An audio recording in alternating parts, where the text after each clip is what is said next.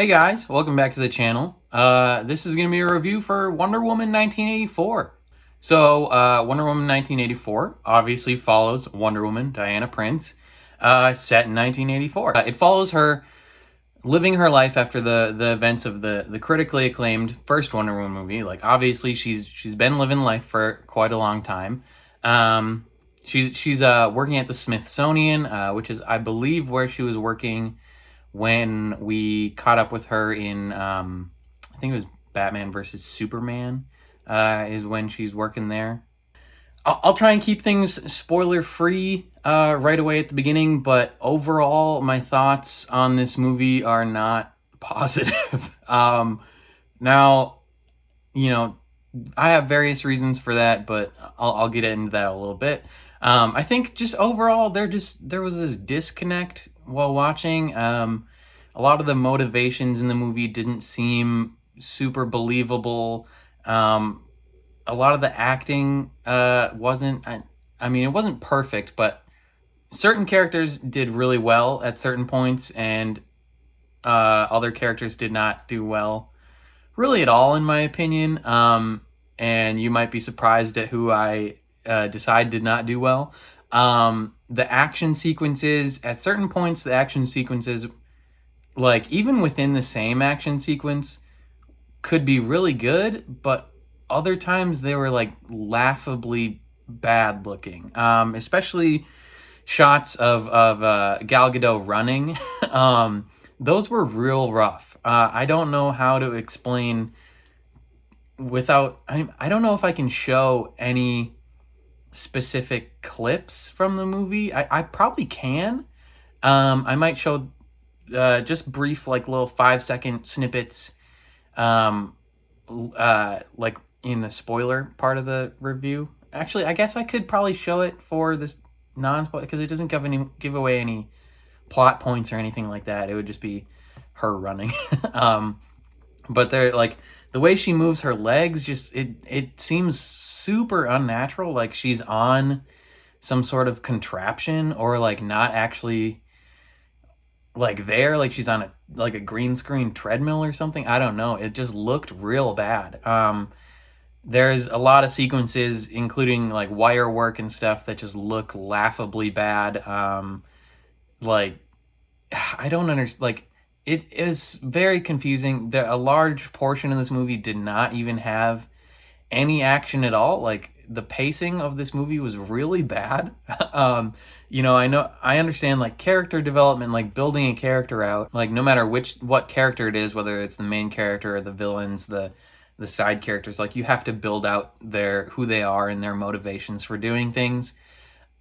A lot of the motivations for these characters, like, even though they spent so long on the movie, like, a lot of the movie, I think, I read another, I watched another review. I think it was Chris Stuckman or whatever, but he said he paused the movie at 70 minutes in, and Gal Gadot had been Wonder Woman, like in her Wonder Woman costume, like 1 or 2 times at that point. And it's like, what? Like, maybe this costume was just so unbelievably uncomfortable in the first movie for Gal Gadot that, like, I think she was a producer on this one, that maybe she made the decision to not be in the costume as much as possible. If so, that was a bad decision. That was a real bad decision. Because they spend so much time where she's just straight up not Wonder Woman, and it's very confusing because they use all that time to focus on the motivations and decision making of all the other characters, and yet all those motivations still seem rushed and not believable. So the action, when it happened, which wasn't a lot, wasn't great at all. Honestly, there's a scene where Diana catches or saves 2 children in the street, and she ends up falling, and, like, when they hit the ground, like, it's like I don't know how to explain it, but you could tell, like, normally you just assume, oh, those aren't real people they're carrying. Like, they wouldn't put children at risk like that.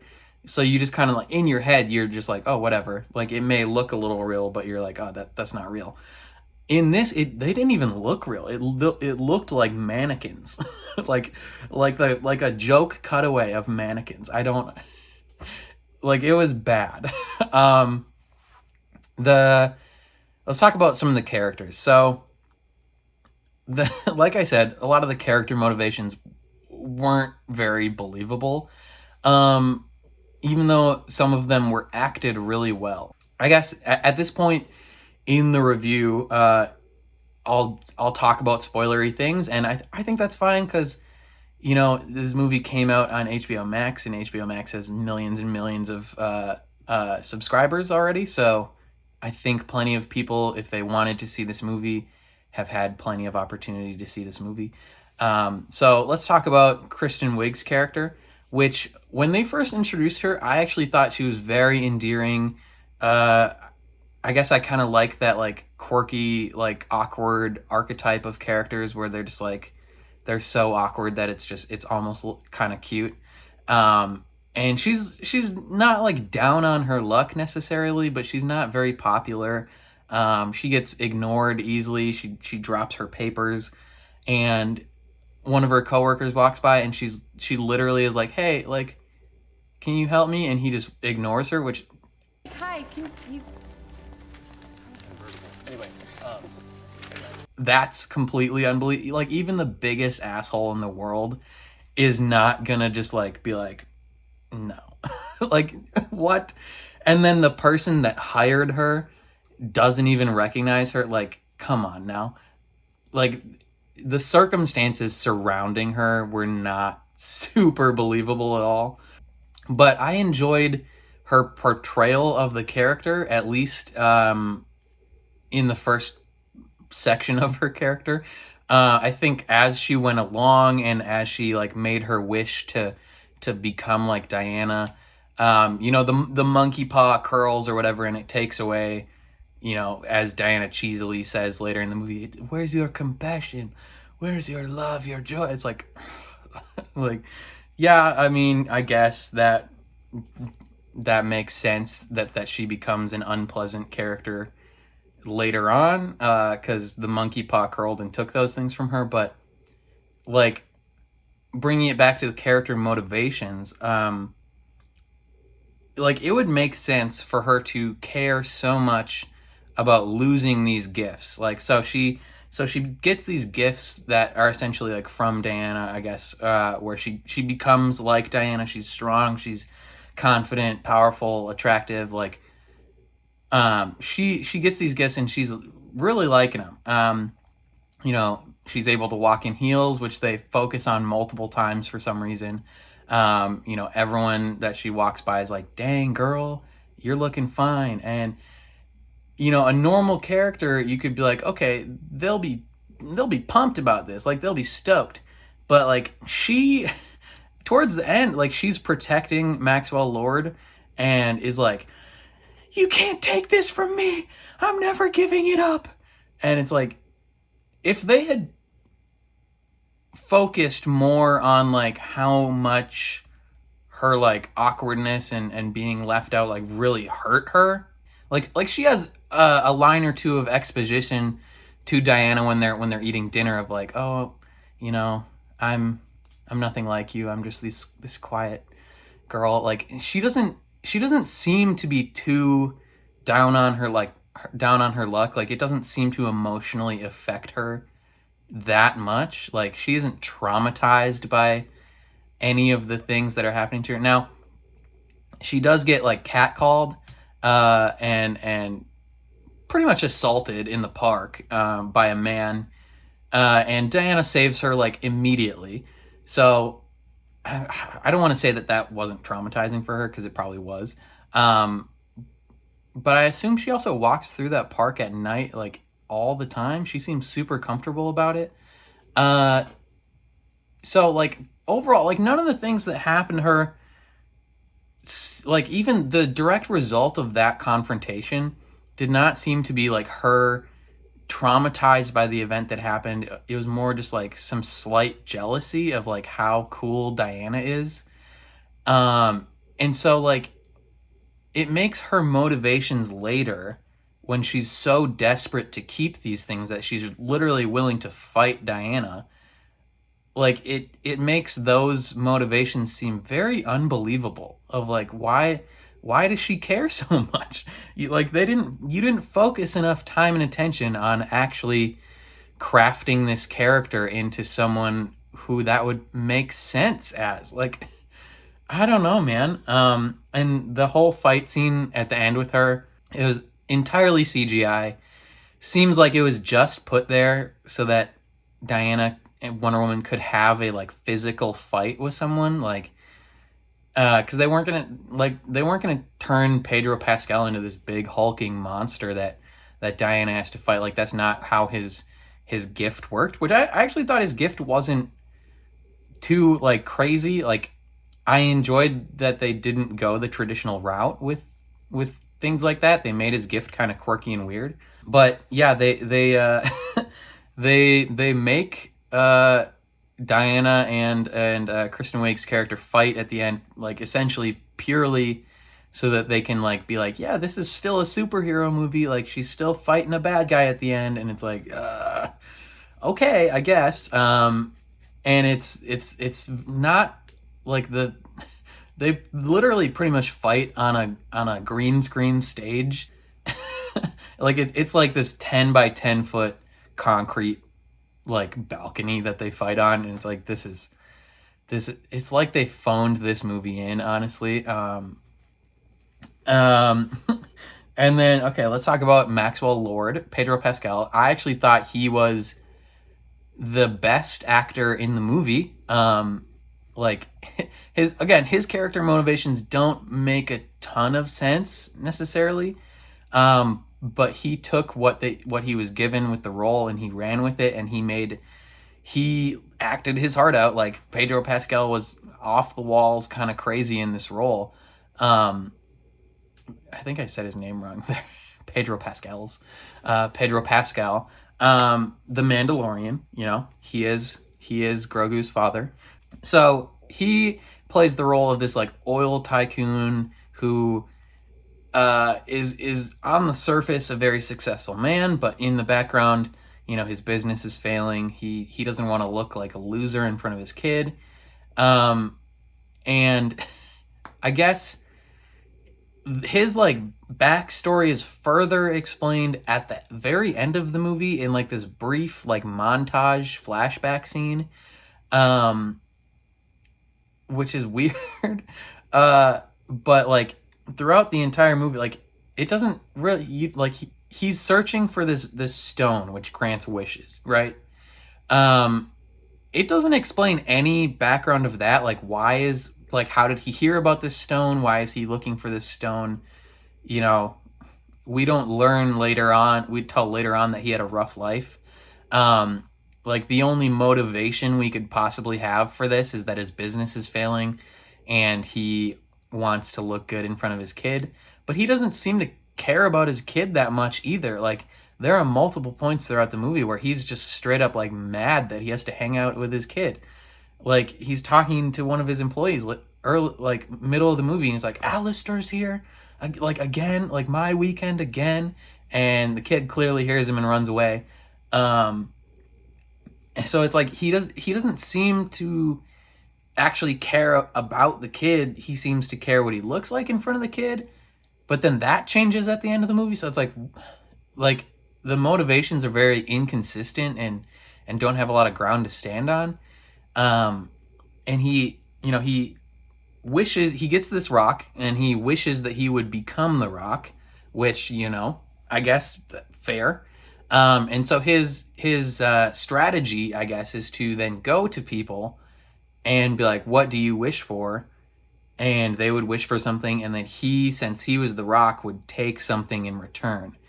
So kind of like what happened with Diana and Kristen Wiig's character, where they wished on the rock, and then like they got what they wanted, but the rock would take something in return. So with Diana, it took some of her powers. Like, I don't know if it just took a set amount of her power or if it was like gradually taking more and more. Like the longer that Chris Pine stayed around, would it take more of her power?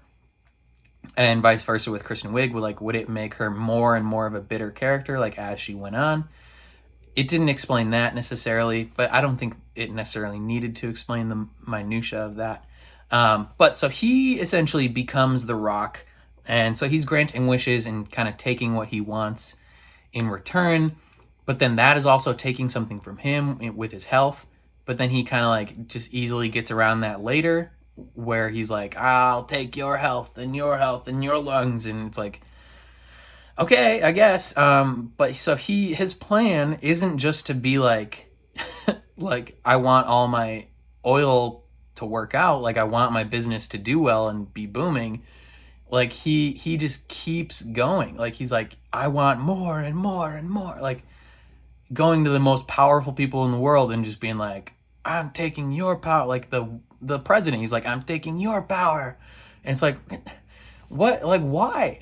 Like, we haven't even, at this point, we haven't gotten the explanation of, like, why does he want to do this in general? He's just kind of like a bare bones character of, like, this guy just wants to be more powerful, I guess. And, you know, we don't know why he wants to be more powerful until the end. Like, we got some slight, you know, possibilities, but, you know, that is what it is. And, like, overall, it's just not an entirely believable character. And then at the end, when Diana's trying to like speak to the world populace through him,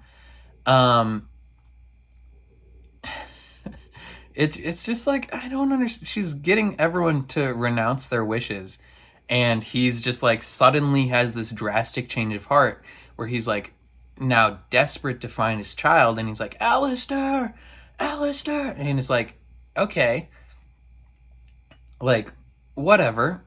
But I think they almost like cut that specific scene like out of order too, because as soon as he starts yelling Alistair or whatever, like caring about his kid, then we have the flashback to how he had a really crappy childhood, and then we see his kid running through the streets. But he, like, it would make more sense if they put that stuff just right before that. So then when he's like, Alistair, like looking for his kid, that makes sense. But they didn't provide an explanation really of like why he cared about his kid now. And then we also don't know if he gets any justice at the end. Like, does he go to jail? They don't address that at all. Either with Kristen Wiig's character or his character. Like, Kristen Wiig is seen like watching the sunset as a regular person again, and he's hugging his kid. And some people have said there's sirens in the background. I couldn't hear that at all. And I'm watching on my TV with a pretty good sound bar, so I don't know. There might have been sirens in the background, but those could have just been the sirens of the world falling apart. So we don't know if there's any justice for either of the villains. And maybe that is to set up like the idea of none of these villains are ever like really beaten. Who knows? I don't know. But dang, this is a long review. Sorry. Gal Gadot. I don't know how to feel about Gal Gadot in this role, even in the last film. I almost have two simultaneous like competing beliefs about her in this role, where one belief is like, dang, like she absolutely kills it in this role. Like as Wonder Woman, she's freaking fantastic. Like it's a joy to watch her as Wonder Woman, like doing her thing, kicking butt. Like it's awesome. And then a simultaneous like competing belief is that Gal Gadot is not a good actress at all. Like there are some scenes in this movie where she's trying to be like emotional talking to Steve Trevor, and it's just like, yeah, I don't know. I'm just watching it. Maybe it's not her accent, because like there's other like Middle Eastern and Israeli actors that are like, you watch them and you're like, dang, like that person can act. Like that's really good. I think it's just specifically her. Like Okay, I think I know what it is. Partly, Gal Gadot is one of those actors and actresses where their name is so big that when I watch them in a movie, I do not see the character they are playing. This kind of applies to like The Rock or Kevin Hart or some other massive name where I don't, when those characters are in a movie, I do not see The Rock playing Dr. Bravestone in Jumanji. I see The Rock playing The Rock. uh, you know, Gal Gadot in, like, when you cast these actors, you're not casting to play a character, you're casting the name. Like, Gal Gadot was chosen for Wonder Woman for whatever reason, but then, she's so massive now that it's just like, okay, you're not marketing this movie as this is a Wonder Woman movie. You're marketing it as this is a Gal Gadot as Wonder Woman movie. And it's just like, I don't know, man. Like, I don't think she's a good actress. And then, like, okay, like, her storyline was very confusing as well because, like, part of, like, some of the best parts of the movie, right at the beginning, on Themyscira is like this Olympic Games training thing, and young Diana is competing in this, and she is having a lot of fun. It's dope. Like, it's cool seeing that. There's one brief second at the beginning where this person is on a wire and like does some weird thing, and it's like, that is super fake. Doesn't look real at all. But she's competing in these games, and like, I guess the setup is that she's obviously not in the same spot development wise as these other women. She's this small little girl, but it's like in the previous movie it was set up like she is better than them, and she's kind of kicking their butts throughout this whole competition, but she keeps looking back, hits a tree, loses her bow, horse runs away. And her solution to that is like, well, frick, like, I still want to win. Like, I can't walk back to this thing. Like, I can't catch up to these people running. So she takes this slide down, and she bypasses some of the like shooting crystal things, which I don't know if they were required to hit those. They didn't explain any of that either. It might have been just like a marker for like the audience to know like where these people are at within the race, because they obviously can't see it. But she slides down, she gets on her horse, she's in first place again, and she's gonna win. And then they stop her and they're like, you cheated. You're not allowed to cheat. You need to know that truth is good. And that barely comes up again the rest of the movie. It's like, what was the point in including this? I don't understand. But that was honestly one of the better parts of the movie. And then the whole scene in the mall at the beginning with her was, some people enjoyed that. Some people thought it was like this cool, campy little fun thing. I thought it was awful. The whole mall scene at the beginning was atrocious.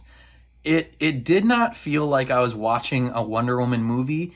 It felt like I was watching a commercial for a Wonder Woman movie. Like, I was waiting for her to crash into something or have someone hand her something like a product and have her turn to the camera and be like, Wonder Woman needs this to save the day. Like, or she saves the day and then picks something up and she's like, you can be like me. And it's like, it just felt so weird. Like, the guy, one of the bad guys, takes this kid and he's holding her over the edge and he's like, I'm not going back. And it's like, as if killing a kid is not going to get you more jail time. Like, that's a trope in tons of these, like, where the bad guy is not meant to be anything more than a bad guy. Like, there's no development to them. Like, that's fine. But his partners are watching it, like, freaking out, being like, no, don't kill this kid. And then he, like, drops this kid, and his other bad guy partner's like, no! And it's like, how are you this bad at acting? Like, whoever directed this scene, like, I was expecting the little, like what the block or whatever it's called, where they're like, cut, action, whatever that thing is. I was expecting that to go in front of the camera and be like, all right, and scene. Because the guy was just so bad at acting. Like, it was like they were trying to show a scene of a scene. And it's just, it was atrocious. It was so bad. Like I don't like the action looked bad. Like the way I don't know if it's just the way they choose to go about showing the action with Diana. Like sometimes when she's like swinging on her lasso of truth or like swinging around things. Like I understand Diana Prince in Wonder Woman is this like physics defying person of like she's superhuman. Like that makes sense, but sometimes like movies and TV shows, they're able to show these physics defying people doing their thing while still obeying the laws of physics. Like where it looks believable that this super powered person could do this. When Diana does stuff, it doesn't look believable even within the concept of her being superhuman. Like it just doesn't look real. Like the CGI is atrocious. And you know, it's just like, ugh, I don't understand how they screwed it up that bad. And then, you know, she has some cute interactions throughout the film with Chris Pine's Steve Trevor, and you know, even his return isn't fully like explained. Like, yeah, she wishes that he was there, but instead of just bringing him back like as Chris Pine, they bring him in someone else's body, which it's like they introduced a concept. It's like this movie was meant to be a season of a TV show. And, you know, each of these things that they introduced would have been like an episode of this show where Steve Trevor could have had an episode where he's in some other man's body and he's trying to like deal with that. And it's just like, okay, that maybe would have been interesting, but they don't really seem to bring it up or have any consequences. Like we don't know nothing about this man's life. Like was he taken out of his life and his family? Is he going to lose his job? Like when he like him and Diana are sleeping together, like is that technically rape? Because that's not him doing that. He's not making that choice. Like what is going on? And then, you know, Diana, you know, she's losing her powers and that's because he's there, and they realize that. They're like, okay, he's like, you have to let me go. And she's like, no, I'll find a way. And it's like, it's clear you're watching it and you're like, okay, Diana, you know what to do. Like, you know, and it's frustrating as a viewer to watch that because you're like, you know, at some point she will let him go because she needs to. But it takes so long for her to accept that it's annoying watching it. You're just like, okay, like, yeah, this is cute and interesting watching them like try on clothes and look at art and stuff, but like it's a nice little like reversal from the first film, which is I believe probably what they were going for, but it's just like, why are you spending so much time on this? And then like, yeah, particularly like I talked about her bad acting, the scene where she's saying goodbye to him. She can't act. It was bad. I didn't enjoy it at all. And then she runs away and like, you know, they have him disappear out of sight so that they can show like her powers returning. I actually thought that part was a little cool. Like as she's running down the street and like angry, jumping, that her scars and stuff and like wounds are disappearing. I actually thought that was really neat. But then they hit us immediately after with the cheesiest, dumbest thing I've ever seen, where she's flying and they call back to a scene earlier when they're in the plane. I didn't even talk about the plane. That was dumb. Where he's talking about flying and she just learns how to fly. like she's already accomplished at swinging on this thing on her lasso of truth, but she just like learns how to fly just out of nowhere. It takes 10 seconds for her to like fully grasp the concept of flight, and she's just like, ooh.